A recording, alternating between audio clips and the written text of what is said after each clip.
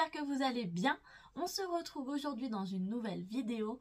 Vous l'aurez vu si vous me suivez sur Instagram, nous allons découvrir un petit peu les pires commentaires de mes romans préférés. Je n'ai inventé aucun concept, j'ai vu celui-ci sur la chaîne de Rêve ta vie en lecteur que j'ai adoré. Donc je vais essayer de vous faire des livres un petit peu différents, étant donné qu'on en a pas mal en commun déjà. Donc je vous conseille de prendre une boisson chaude. Moi, j'ai mon petit thé, j'ai aussi ma petite liste et ma tablette pour regarder un petit peu tout ça avec vous. C'est parti!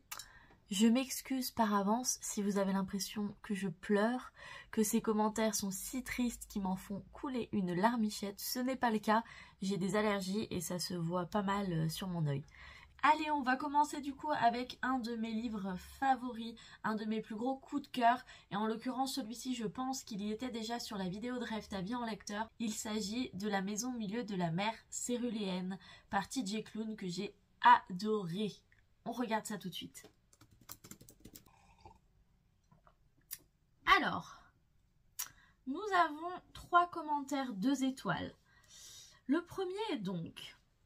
Complètement emballé par la couverture et les avis plus qu'élogieux de ce livre, je n'ai pas hésité une seconde. Pfiou, le soufflet s'est vite dégonflé. Trop de détails inutiles et très peu d'action. Je me suis ennuyée à la limite d'abandonner, mais vu les avis positifs, je me suis dit qu'il y aurait un twist de folie à la fin, mais non rien. Tout se déroule paisiblement, l'histoire est archi prévisible, dommage. Alors... je suis d'accord et en même temps je ne suis pas d'accord avec ce commentaire. Trop de détails inutiles et très peu d'action. Oui, effectivement, il y a très peu d'action dans ce roman. Ça fait partie de l'écriture de TJ Klune et ça fait partie des raisons pour lesquelles on aime ce roman. On va être dans un style un petit peu à la Dilarue si vous voulez. Donc une histoire effectivement paisible, très calme qui se déroule. On va découvrir peu à peu les personnages, on va découvrir peu à peu Linux, le principal personnage qui va évoluer au contact des autres. Et on est vraiment sur un roman très contemplatif. Donc ce commentaire est vrai, mais c'est aussi pour ça qu'on aime le roman. Donc je pense qu'effectivement là il y a de la déception parce que quand on s'attend pas à ça, ça peut faire bizarre. Je vais en regarder un autre. Donc je ne vais pas vous raconter ce qu'il s'y passe. À mon goût, pas assez d'action. De nouveau. Je me suis ennuyée car il faut attendre un quart du livre pour croiser le premier pensionnaire. Je m'attendais à beaucoup plus de magie et de révélation. C'est surtout beaucoup de bienveillance, d'amour et d'amitié que l'on y trouve. Oui, c'est vrai. Il faut se respecter les uns les autres et surtout accepter les différences de chacun. Lorsque l'auteur patati patata... Bref, une déception pour moi. Comme quoi la couverture ne fait pas tout, mais il semble que je sois à peu près la seule à le penser, donc laissez-lui une chance d'intégrer votre palle. Et peut-être saura-t-il vous séduire.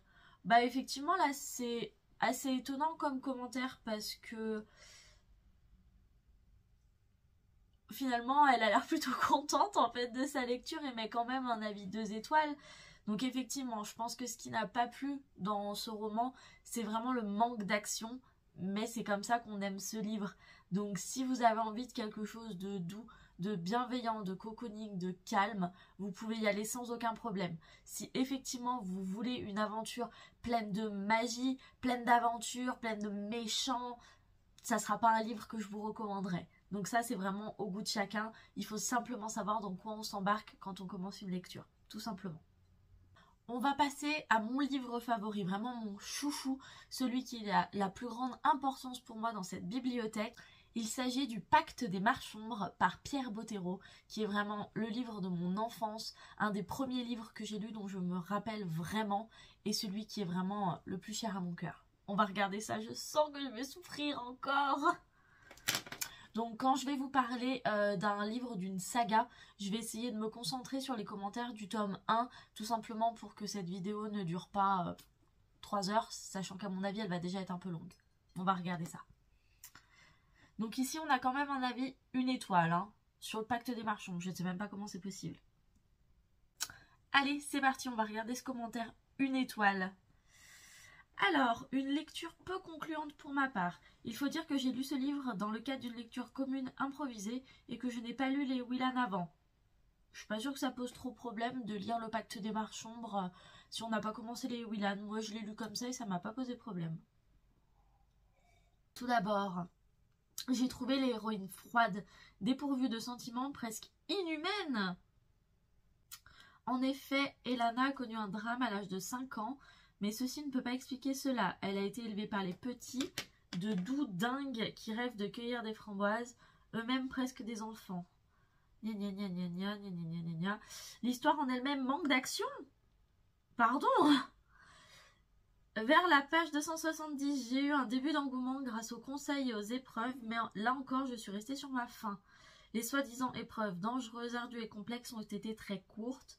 J'ai vécu peu de choses, à en rire, tant ce qui est annoncé retombe comme un soufflet. Ok.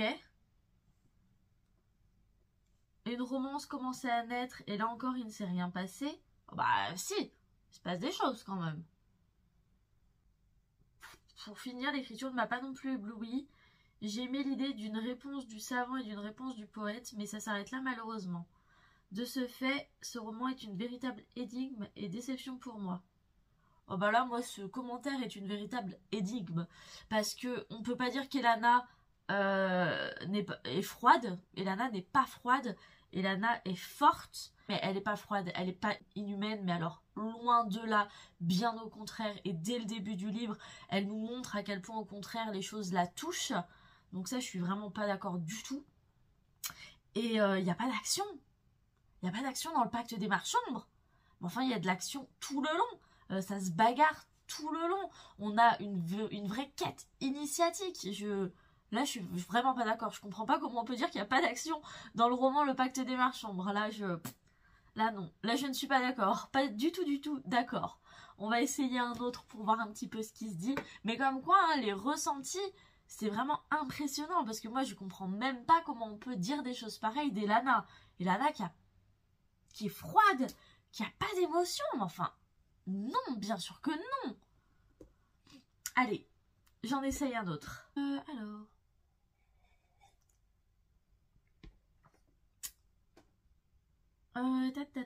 Alors que ce livre semblait bien parti, il m'a incroyablement agacée à partir de la seconde partie. L'héroïne de ce livre est une véritable Marisu. Elle est belle, souple, gracieuse, douée et patati et patata. Elle sait tout faire en 2 temps 3 mouvements, tire à l'arc et fait mouche sans en avoir jamais fait avant, ferme le caquet de tout le monde, est naturellement intelligente et curieuse de tout, obtient l'éducation et l'admiration des meilleurs maîtres, réussit ses épreuves censées être mortelles comme qui rigole, te tue une tavernée d'hommes à être toute seule, ça suffit, non mais. Un roman au pouvoir d'agacement prodigieux. Alors, il y a des choses vraies, il y a des choses moins vraies. Donc, elle est belle, elle est souple, gracieuse, douée, patati patata. Elle a grandi dans la forêt, les gars. Elle a grandi dans la forêt. Donc, bah ouais, bien sûr qu'elle est souple, gracieuse. Elle a appris, en fait, à se déplacer comme ça. Elle est pas gracieuse comme ça. Elle l'a appris, ça. Donc, bon. Quand même, doucement. Elle est belle, bah oui, tant mieux pour elle. En même temps, quelle héroïne de roman aujourd'hui est moche. Je suis désolée, hein. On arrive des fois à surfer un peu sur les tendances de la grossophobie, etc. Mais jamais encore dans toute ma bibliothèque, je n'ai commencé un livre où c'était marqué « Bah, je suis moche ». Bah non, je suis désolée. Dans les romans, elles sont plutôt jolies et bon, bah oui. Ça peut faire chier, mais c'est comme ça, je suis désolée. Elle sait tout faire en 2 temps 3 mouvements. Non, elle apprend. Tout le long du premier tome, elle apprend. Elle apprend avec ses parents, les petits. Elle apprend derrière avec ses maîtres Marchambres. Elle sait pas tout faire toute seule. Elle fait des erreurs. Elle est blessée parfois. Elle apprend les choses. Donc je suis pas d'accord qu'elle sait tout faire. Elle est très douée. Mais ça, oui, elle est très douée. C'est bien pour ça que c'est l'héroïne de l'histoire. Réussit des épreuves mortelles comme qui rigole. Alors, réussit des épreuves mortelles comme qui rigole, pas trop, hein, parce qu'elle a fait crever quand même, hein, pendant ces épreuves. Elle s'en est sortie limite, hein. Donc, je suis pas tout à fait d'accord. J'ai l'impression que les gens qui ont un mauvais avis sur ce roman, ils sont vraiment passés à côté, et c'est normal, on peut pas aimer tout et tout le monde, mais je suis pas d'accord là sur les commentaires qu'il y a, et ils m'embêtent. J'aime pas qu'on critique Elana, c'est vraiment ma chouchoute, et si elle peut être être très dure, être un peu badass, ne pas trop montrer ses sentiments. Elle a des raisons et malgré tout, quand on va chercher en profondeur, les sentiments sont là et au contraire, c'est quelqu'un qui est très doux et qui est adorable, encore plus quand elle rencontrait Willan, quand on change un petit peu de saga, on se rend compte à quel point elle tisse des liens facilement avec les gens et du coup, je suis pas d'accord avec tout ce qui est dit. On va essayer de passer à un petit graphique pour voir un petit peu. Donc, je vous en ai parlé dans ma dernière vidéo. Il s'agit du Serment des Lampions, que j'ai beaucoup aimé, qui a été vraiment un gros coup de cœur, une grosse révélation. Mais les dessins sont très particuliers, l'histoire est particulière, donc je pense qu'on va peut-être avoir des commentaires un peu durs sur ce roman. On va voir. Alors, critique, il n'y en a pas beaucoup déjà, il n'y en a que 34. Au fait, je vous l'ai même pas dit, je regarde sur le site Babelio. C'est pas un site sur lequel je suis d'habitude, mais c'est le seul où j'ai trouvé qu'on pouvait regarder les critiques en fonction du nombre d'étoiles. Donc c'est pour ça que je suis sur celui-ci. Alors, on n'a aucun avis 1 étoile, on n'a aucun avis 2 étoiles. Donc déjà, ça a plu. Les premiers mauvais avis sont aux alentours des 3 étoiles et il n'y en a pas beaucoup. Ce one-shot est surprenant, voire même déroutant. Oui. L'intrigue est assez mystérieuse, nous suivons des enfants dans leur quête, une quête qui les mène sur des chemins aussi inattendus que tortueux. L'univers reste assez vague, rêverie, réalité, fantasme, on ne le sait pas vraiment. Personnellement, j'ai trouvé le voyage des enfants angoissant, dans le sens où ils sont sans cesse égarés au cœur de l'inconnu. Si je suis restée hermétique à l'histoire, j'ai en revanche beaucoup apprécié les illustrations, notamment leur superbe colorisation. Une lecture dépaysante au pays des rêves et de l'enfance. Alors, du coup, c'est pas un si mauvais avis que ça, et je suis plutôt d'accord avec ce qui est dit, étonnamment. C'est vrai que l'univers est très très beau, mais reste assez vague. On comprend pas vraiment si c'est un vrai voyage ou si on est dans les têtes des enfants qui le parcourent. Mais je pense que ça fait la beauté du récit de pas tout à fait savoir ce qui se passe et où on est. Dans le sens angoissant, bon, oui c'est vrai qu'ils sont quasiment... Ah, il y a une putain d'abeille qui arrête pas de tourner là. Zou, zou, zou. Qu'est-ce que je disais? Oui, angoissant, alors non, peut-être pas. C'est vrai que c'est un voyage où tout le long, ils sont complètement perdus. Et je comprends que ça puisse être angoissant, étant donné qu'en plus on rencontre des personnages qui sont très très particuliers. Après, je pense qu'encore une fois, ça fait un petit peu l'âme du récit, dans le sens où cette angoisse, le personnage principal va devoir un petit peu la surmonter et apprendre à voir au-delà pour voir un petit peu la beauté de tout ce qui l'entoure. Donc oui, effectivement, je comprends le côté angoissant, mais bon, c'est un truc pour enfants quand même, hein. Ça me fait pas peur non plus, calmons-nous. Ensuite, le deuxième mauvais commentaire. La la la la la. J'ai aimé ce livre car il y a de l'aventure, mais en revanche, il y a trop de suspense et c'est trop étonnant. Je conseille ce livre à ceux qui aiment l'aventure. Oh, Minou! C'est un 6e qui a écrit, c'est un tout petit. C'est pour ça. Bon. Est-ce qu'on le prend? C'est un tout petit. Enfin, c'est un tout petit, je suis désolée pour ceux qui sont en 6e, mon Dieu. Je me fais tellement vieille. Non, bah, il a aimé ce livre car il y a de l'aventure, mais il dit qu'il y a trop d'aventure. C'est un roman d'aventure, donc oui, il y a de l'aventure tout le long, donc ça c'est normal. Il y a trop de suspense et c'est trop étonnant. Peut-être que c'était un livre un peu trop... Peut-être que c'était un petit peu trop complexe du coup pour la personne qui l'a lu. Parce qu'effectivement, quand je dis que c'est un livre pour enfants, en fait non, c'est pas vraiment un livre pour enfants. Je pense qu'il peut être... C'est souvent le cas en fait. On peut avoir 2 niveaux de lecture en fonction de l'âge à laquelle on lit ce livre. Et en l'occurrence, moi je l'ai lu il n'y a pas si longtemps, donc je l'ai lu en tant qu'adulte.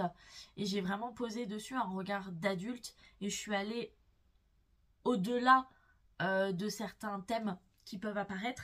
Et je me dis que si on reste vraiment à la surface du roman, c'est vrai qu'il peut paraître un petit peu particulier. Donc une lecture qui est pas pour tout le monde peut-être au final, tout simplement. En tout cas je suis contente parce que c'est pas non plus des très très mauvais avis. Et voilà. Peut-être qu'on pourra aller voir les meilleurs avis aussi. Ça peut être sympa ça.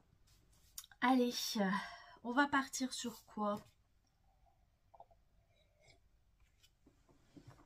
On va partir sur un style un petit peu différent. Avec La promesse des ténèbres par Maxime Chatham. Comme ça, là, on est vraiment sur autre chose. On va voir un petit peu ce qui s'en dit. Oh là là! Ouh là là! Alors là, par contre, il y a pas mal de très très mauvais avis. Hein. On est sur 11 avis, 1 étoile. Ça fait pas mal. Avant de commencer à lire les avis, je tiens à préciser qu'il s'agit du coup d'un thriller. Il s'agit du thriller le plus glauque et le plus sombre de Maxime Chatham. Et je le sais de 1 parce que je les ai tous lus, et de 2 parce que quand j'ai fait ma dédicace rencontre avec lui, j'ai pris ce roman pour lui faire dédicacer. Et quand je lui ai dit que c'était clairement mon préféré qu'il ait écrit, il m'a regardé avec des yeux comme ça. Il m'a dit « Ah oui, parce que c'est quand même le pire que moi j'ai écrit. Hein, donc le fait que toi, ça soit ton préféré, ça dit des choses un peu sur ta personnalité. » Voilà. Alors que non, regardez-moi!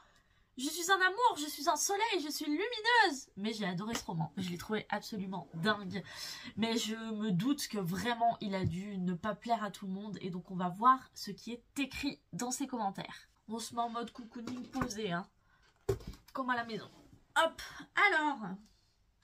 Zibardi. C'est sans doute le roman le plus noir, glauque et morbide que j'ai lu de Chatham jusqu'à présent. Il nous emmène ici dans les tréfonds de la pornographie underground. Nananananana. Ce roman n'est pas simplement violent et bestial. Comme toujours, le maître du thriller français n'expose pas la violence gratuitement. Il y a toujours un message derrière. Ici, il met en lumière la manière dont l'homme moderne s'est conditionné au fil des siècles pour adopter les bons comportements qu'exige notre société. Il met en avant les désirs et pulsions que l'homme ne peut encore cacher. Âme sensible s'abstenir, certains passages sont d'une rare violence. L'enquête est vraiment envoûtante et pleine de rebondissements. Bah alors? Ah merde! Ah merde! J'avais pas mis les mauvais avis, ça c'est un très très bon avis. Oh zut! Oh bah on recommence, pardon. C'est reparti. Et l'abeille est toujours là, je suis désolée, hein, je vais regarder certainement en haut, mais... J'ai rien contre les abeilles, elles sont très sympas et elles font bien leur job, c'est très très bien. Mais si elles pouvaient éviter de faire leur job dans mes volets, ça m'arrangerait quand même. Et c'est reparti pour un mauvais commentaire, un vrai cette fois. Alors, sans être un grand fan de Maxime Chatham, j'avais apprécié la lecture de 2 de ses romans.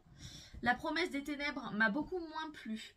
J'ai trouvé les personnages assez caricaturaux. L'intrigue qui monte tant bien que mal est artificiellement bousculée à la toute fin de l'histoire. Le suspense est parfois maintenu par des cordes d'une grosseur pas possible.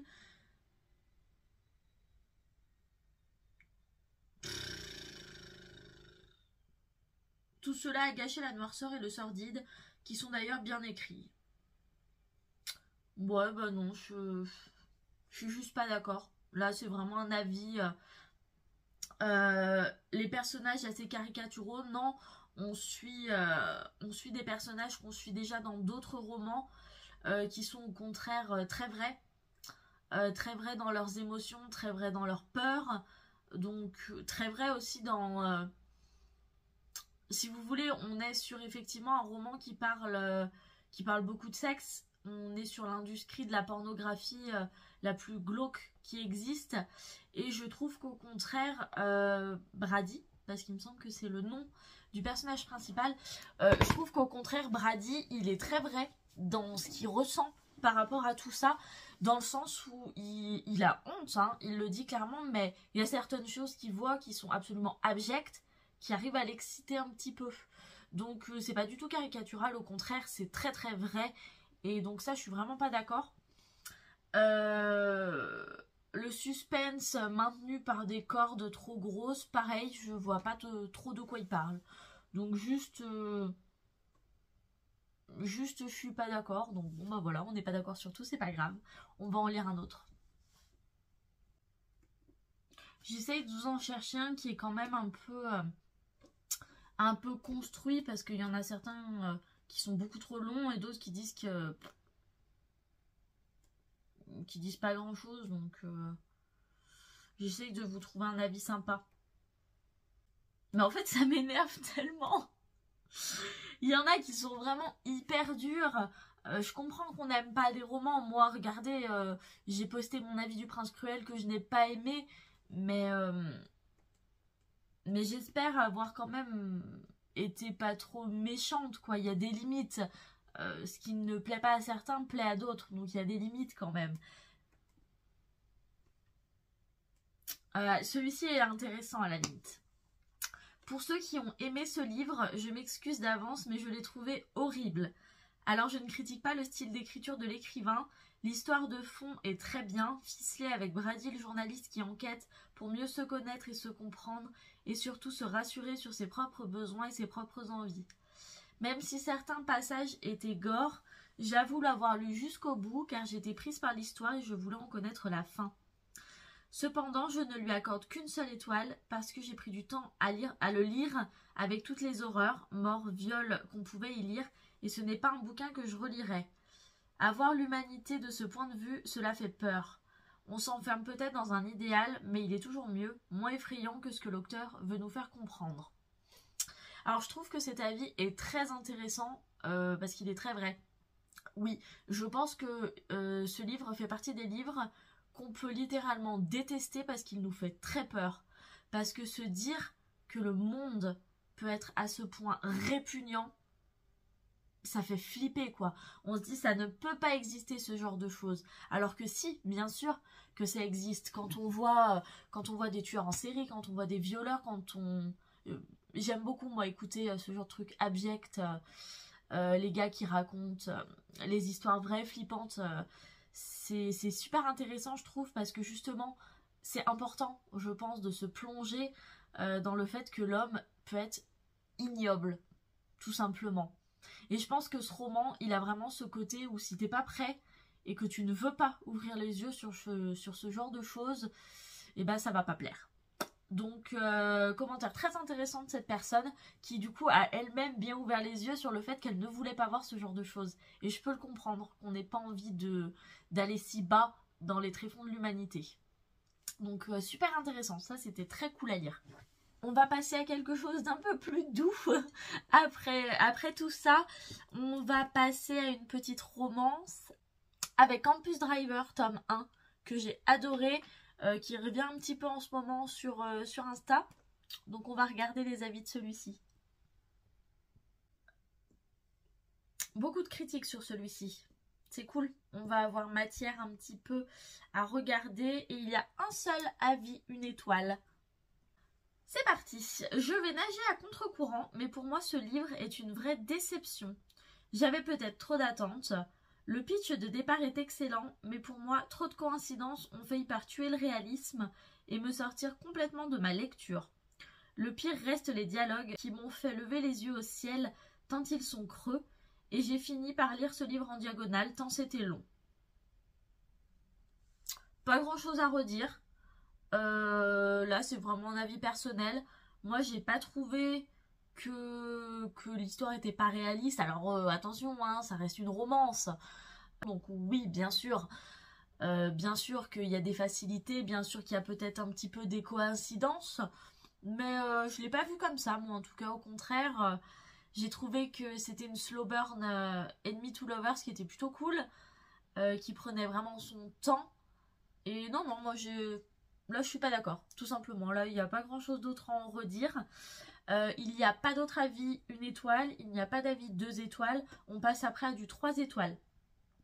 Alors là, le commentaire est un petit peu long, mais il est intéressant. Alors, bon, bah on va dire que j'ai essayé. La romance pure et dure n'est clairement pas un genre que je lis habituellement. Je la préfère entrecroiser à un autre genre, sinon je trouve ça fade.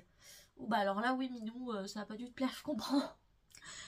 Ah là là là. On m'a plusieurs fois dit que Campus Driver, c'était fun, léger, super marrant. Je ne sais pas si je suis trop vieille ou si j'ai un humour bancal, ou les deux, mais ça n'a pas marché avec moi. J'ai trouvé l'humour lourdeau la moitié du temps. Il y avait quelques vannes sympas tout de même, ainsi que des répliques bien senties, mais le reste du ton humoristique ne m'a pas emballé. Là, effectivement, c'est en fonction de ce qu'on aime aussi. Et comme je vous disais, on est vraiment sur de la romance. Je comprends que ça puisse pas plaire à tout le monde. Moi, clairement, j'ai rarement autant ri devant un roman. Donc, moi, j'ai adoré l'humour à marcher avec moi. Le pitch de départ n'est pas mauvais en soi. J'imagine que la coloc forcée fait partie des tropes de la romance. Oui, et c'est une trope qui marche vraiment très bien. Je suis en train d'en lire un pile là-dedans et je l'adore. Mais la succession de coïncidences m'a achevée. Alors oui, Loïs est dépeinte comme une poissarde du coup, mais j'avais l'impression que ça sonnait faux, et ça ne m'a ni attendri ni fait rire. C'est marrant ça revient du coup l'histoire des coïncidences, alors que vraiment j'en garde pas le moindre souvenir. Je me rappelle effectivement que Loïs c'est une putain de poissarde, et que vraiment à un moment t'as envie de dire mais Mimi, c'est pas possible de pas avoir de chance à ce point. Mais ça m'a pas marqué comme ça. J'aime bien les personnages un peu torturés avec un trauma, mais Lane n'a pas réussi à relever le niveau. Les révélations pour Loïs venaient trop tard, et avoir quelques brides d'infos, même hors contexte, aurait été plus sympa. Pareil, je suis pas tout à fait d'accord, moi au contraire, j'ai trouvé qu'il y en avait pile assez pour chacun des personnages, c'était très bien comme ça. Ouais, voilà. L'écriture ne m'a malheureusement pas subjuguée non plus, ce n'est pas mauvais, mais je n'ai pas apprécié plus que ça. Il y a quand même des trucs sympas, comme la grossophobie dénoncée par Lane et d'autres choses. Arrivé au dénouement, j'en étais à penser tout ça pour ça. J'avais l'impression qu'on pouvait se passer d'un tiers du bouquin facilement. Bah voilà, alors que moi c'est le contraire. Arrivé à la fin du roman, je me suis dit quoi? C'est fini? Mais j'en veux encore! Et donc je me suis lancée sur tous les autres tomes. Voilà, ça nous montre bien encore une fois que les avis, bah, chacun a le sien et chacun voit les choses différemment. En l'occurrence, cette personne a trouvé que l'humour n'était pas drôle, que c'était trop long et qu'il y avait trop de coïncidences, que les personnages étaient peut-être pas assez bien travaillés. Moi, j'ai trouvé qu'il était extrêmement drôle, vraiment pas assez long. Et que les personnages étaient super avec leurs failles et leurs faiblesses. Donc comme quoi vraiment c'est hyper intéressant en fait ce genre de choses, de voir à quel point on est tous différents dans nos ressentis. Donc trop cool. Alors, il m'en reste pas mal, hein. J'en avais sélectionné beaucoup. Je pense que Mémoire de la forêt, on en a déjà beaucoup parlé. Peut-être que j'ai pas besoin de revenir dessus. En revanche, je ne peux pas ne pas passer sur Crescent City parce que c'est mon dernier gros coup de cœur et je pense qu'il peut être vraiment beaucoup critiqué. Donc on va regarder ça tout de suite. Donc je suis très étonnée, je pensais qu'il y aurait beaucoup plus de critiques négatives. Au final on a 2 avis 1 étoile, 2 avis 2 étoiles. Donc on va aller sur les 1 étoile, voir un peu ce qui se dit. Alors, on a quelqu'un qui n'a pas aimé et on a un abandon. Ah, super intéressant. On va regarder celle qui a abandonné parce que c'est tout à fait ça. Alors, je n'ai pas aimé ce livre, ou plutôt je n'ai pas aimé le début du livre. J'ai abandonné la lecture au bout de 200 pages car je n'y comprenais rien. L'univers est très riche, l'autrice nous bombarde de noms, de lieux, de lois sans être vraiment expliquées. Je n'ai pas non plus accroché à l'héroïne principale, je la trouvais superficielle, fade. J'ai aussi trouvé que les dialogues étaient inutilement vulgaires. En échangeant avec d'autres personnes, il paraît que la suite est meilleure, mais ça ne m'a pas donné envie d'aller plus loin. C'est tout à fait ce genre de commentaire que je m'attendais à lire. Par rapport au fait que l'univers est très riche et très peu expliqué, ça ne m'a vraiment pas choqué. Comme quoi, moi, je suis rentrée vraiment direct dans l'histoire. Et des fois, j'arrive vraiment à passer au-dessus des explications qui me saoulent et que je comprends pas. Donc là, en l'occurrence, ça m'a vraiment pas choqué. Mais je comprends. Quand on rentre dans un univers fantasy un peu riche, on peut être un peu dépassé. Donc ça, je comprends complètement. La mouche.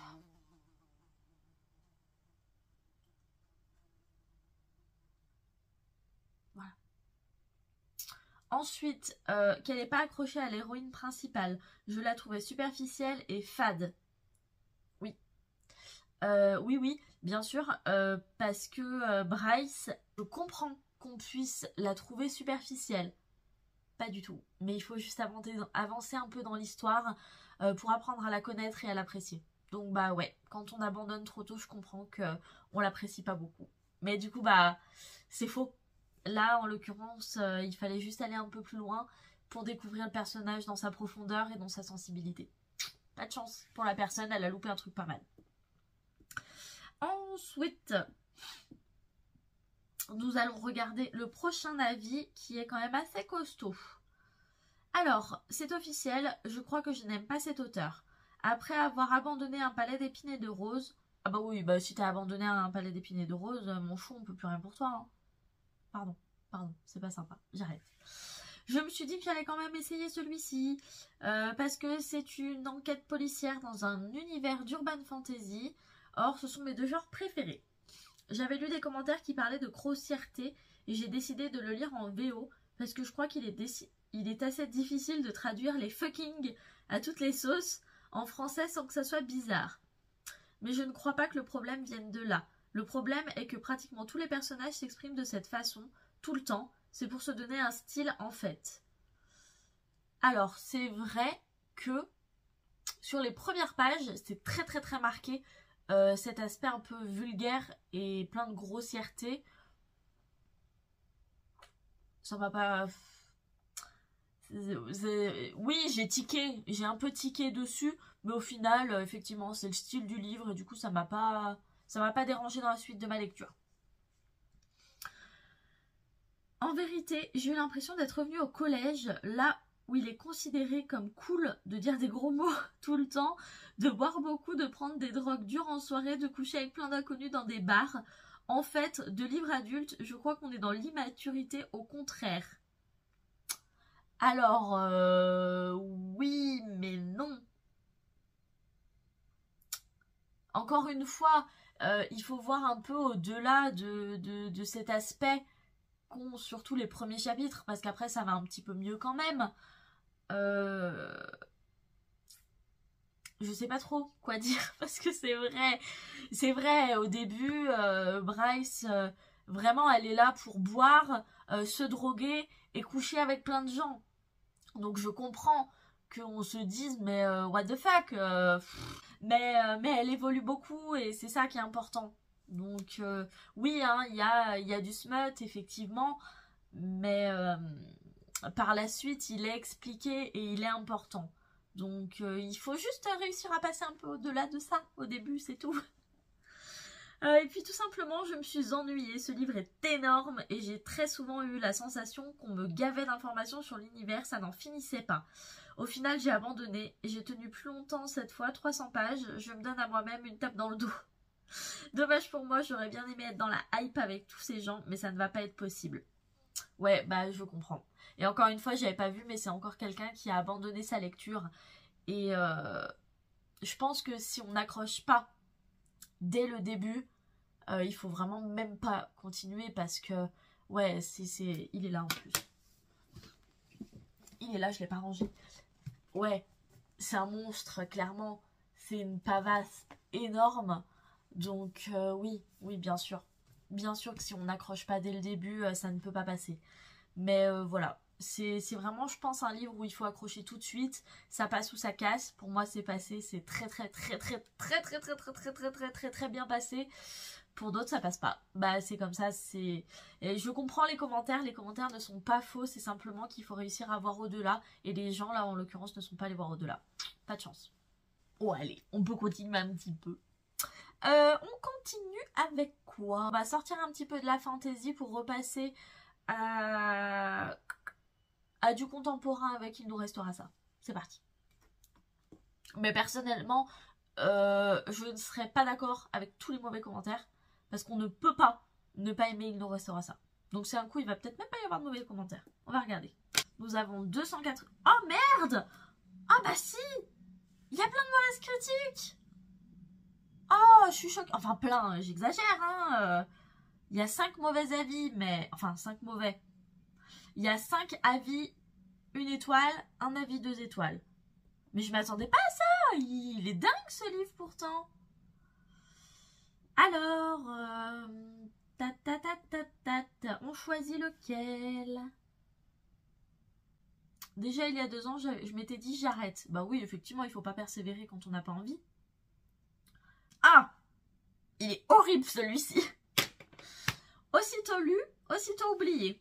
Aucune intrigue, personnage sans aucune consistance, aucune émotion, rien quoi, le vide intersidéral. Je prends 3 personnages et hop, un chapitre chacun, on recommence, rien de rien. Il y a plus de contenu et d'émotion dans n'importe quel chapitre de n'importe quel bouquin d'Alexandre Dumas que dans ce truc. Ça, c'est très violent. Vous êtes très violent. Alors, aucune intrigue. C'est pas de la fantaisie, c'est pas du thriller. Hein. On est sur un contemporain très calme, très contemplatif, où on suit 3 personnages que la vie a fortement bousculés qui vont se retrouver ensemble. Donc, aucune intrigue, on les suit, c'est tout. Donc ça, ok. Personnages sans aucune consistance. Mais vous êtes fous! Bien sûr qu'ils ont de la consistance, enfin! Ils sont meurtris par la vie! Ils sont chacun dans des états de... Putain, j'en bégaye, quoi! Ils sont dans des états de dépression, dans des états de souffrance qui sont énormes! On ne peut pas dire qu'ils n'ont pas de consistance, là, je ne suis pas d'accord. Et puis, je vais même pas polémiquer là-dessus, je suis pas d'accord. Et aucune émotion, quand on a l'impression que les personnages sont vides, effectivement, les émotions qui sont censées nous faire ressentir, je comprends qu'on ne les ressente pas.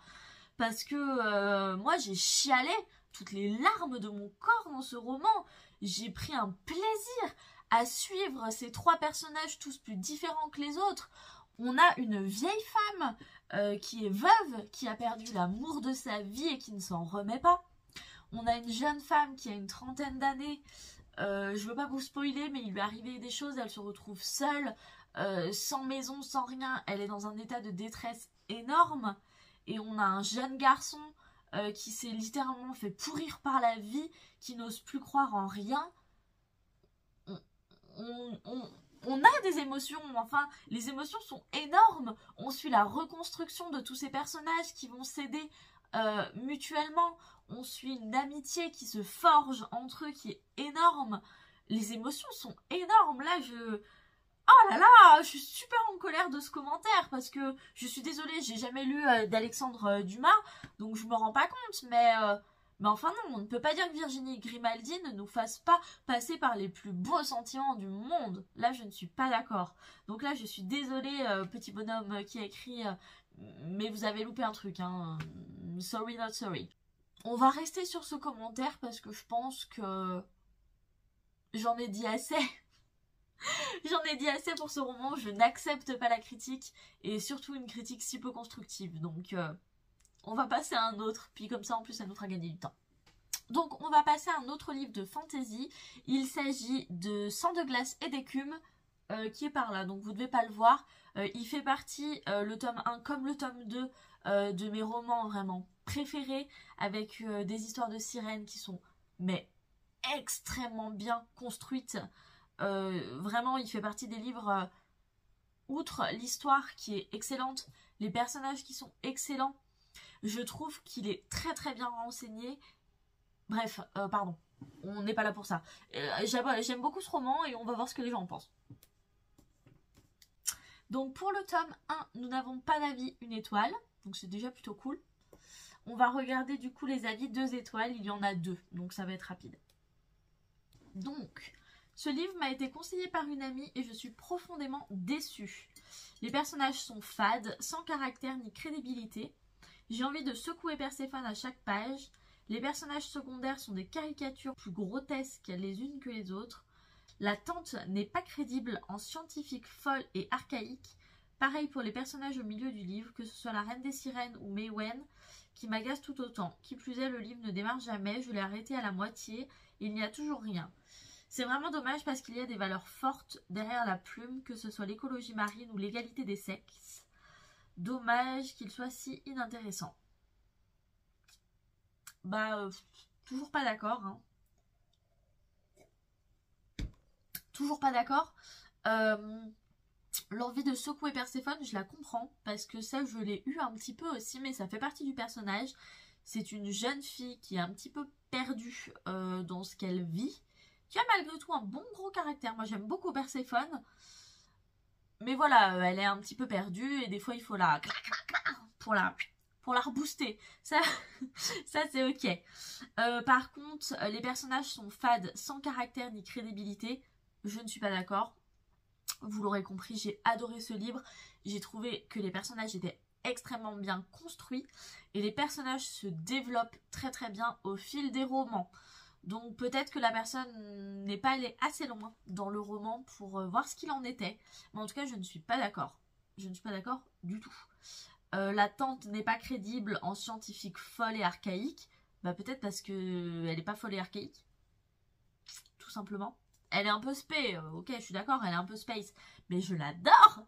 J'adore la tante Méduse. Elle est extraordinaire. Et des fois, j'oublie un petit peu mes livres. Et je suis sûre que vous me demanderiez de raconter des passages du tome 1. J'en ai pas que ça en tête. Mais pour qu'un personnage me fasse sourire comme ça, juste à son évocation, c'est que je l'ai beaucoup aimé. Donc je ne suis pas d'accord. Maïwenn qui m'agace, mais non, on n'a pas le droit de dire ça, Maïwenn, cœur Maïwenn, je t'aime. Alors, il m'agace, bah, essayons d'être constructifs, oui. Au début, c'est quasiment un méchant, Maïwenn, hein. C'est par la suite qu'on apprend à l'aimer. Il fallait aller plus loin, il fallait continuer le roman pour apprécier les personnages un peu plus que ça. C'est tout ce que j'ai à dire. Le deuxième commentaire est très long, donc je vais le lire en large et en travers et je vais vous dire ce qu'il en est. Ah! Alors ça c'est intéressant. Il faut savoir que je ne m'attendais pas à ce que ce soit écrit si petit et peu aéré. Bon, j'ai pas fait gaffe. Je l'attrape. Alors. Ah oui. Oui. C'est vrai que c'est pas écrit gros et que les interlignes sont pas énormes. Ok, c'est vrai, on ne peut pas critiquer, mais regardez combien il est beau. La beauté. Du coup, ça rattrape tout. Donc ce commentaire n'est pas valable. On continue. Intéressant. J'ai beaucoup de mal quand les livres que je lis se déroulent en France. Ce roman se déroule en France et au contraire, moi j'ai trouvé ça génial parce que je trouve ça trop cool en vivant en France de pouvoir m'identifier aux endroits que visitent les personnages. Donc ça c'est un avis purement subjectif. Moi j'ai adoré, cette personne n'a pas aimé. Ok. La personne du coup dit qu'elle a craint un petit peu ce roman parce qu'il y a beaucoup de ressemblances avec les ailes d'émeraude du coup de la même autrice Alexandre de Lys. N'ayant pas lu ce roman, je ne peux pas vous dire. Donc ok pour moi. Après j'avoue que c'est un espèce. Et voilà. La personne est un peu dérangée par le fait que ça commence par un kidnapping. Bah oui, il faut aimer. C'est ça qui déclenche l'histoire, hein. Donc bon, heureusement qu'il est arrivé ce kidnapping et la mise en page qui l'a vraiment dérangé. Je pense que du coup c'est vraiment en fonction de si on accroche ou pas au roman. Je veux dire par exemple la passeuse de mots. Quand j'ai ouvert les premières pages, je me suis dit oh là là. C'est écrit, je veux dire la page est comme ça, c'est écrit comme ça, hein. Donc un peu galère, mais quand on arrive à bien rentrer dans l'histoire, bah, la mise en page passe un petit peu après. Donc moi ça ne m'a pas dérangé. Voilà. Et dites-moi si les mises en page un petit peu trop pavasses vous gênent, parce que c'est vrai que vraiment j'ai pas fait attention sur ce roman en tout cas. Allez, il nous reste juste les Heartstopper et nous en aurons fini. Je passe un super bon moment. Quand on aura fini, j'essaierai de vous montrer la vision que j'ai de mon chien sur mon canapé. Extraordinaire.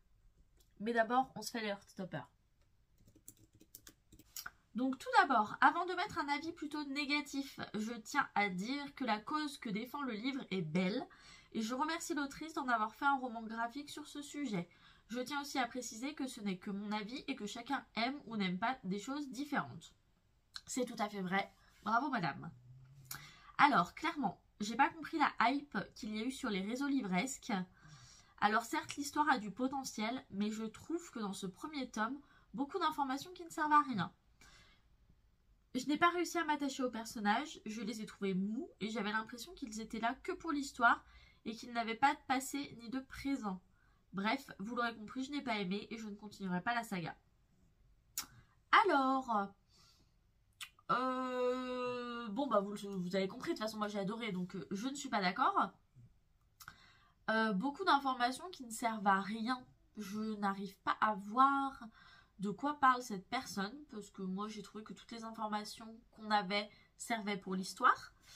Les personnages mous, bah c'est assez calme effectivement, mais c'est pas mou. C'est pas mou. Moi j'ai pris des sacrés fous rires et des sacrées crises de larmes, hein, donc non, c'est pas mou. Et j'avais l'impression qu'il n'était là que pour l'histoire et n'avait pas de passé ni de présent. Alors, j'ai peut-être ressenti ça un peu vis-à-vis de Nick, qui effectivement est très ancré dans le présent.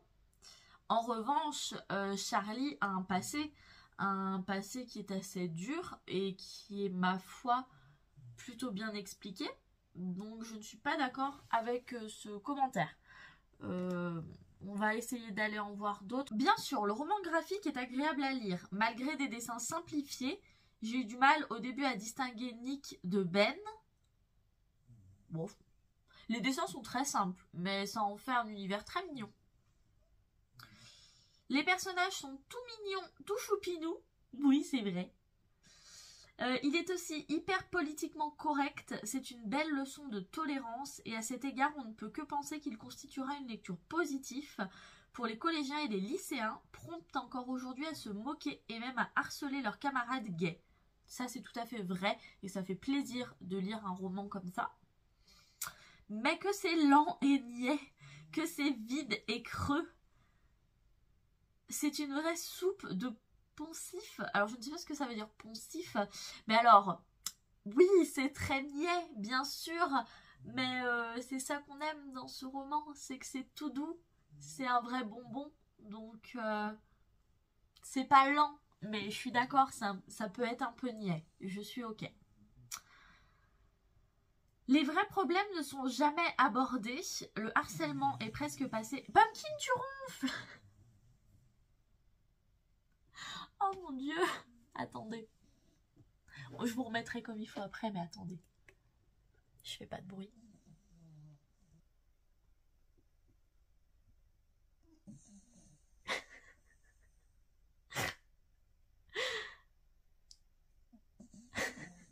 Oh, voulez-vous que je me concentre, moi? Elle me fait trop rire.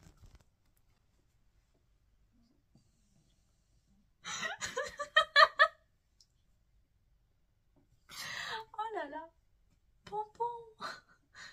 Pumpkin. Mon bébé, tu ronfles, mon cœur. Eh oui. Tu ronfles, mon amour. Oh, mon petit chat. Attendez. Mon bébé. Ah là là, pardon. Elle est réveillée, c'est bon, elle ronflera plus. Donc, je me rappelle plus où on en était.